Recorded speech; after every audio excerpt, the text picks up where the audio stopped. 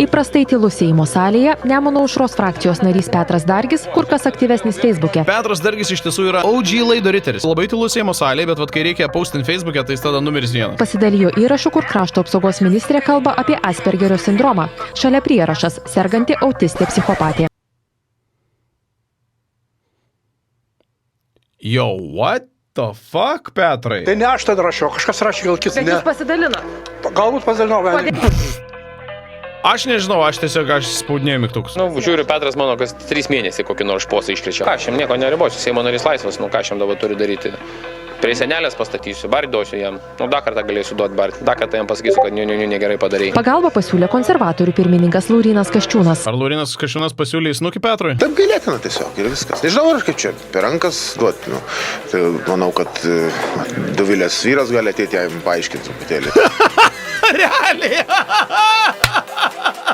Išeinam į fucking lauką. Ir panašiai, jeigu neaišku, paaiškins, tai aš galėsiu nueiti.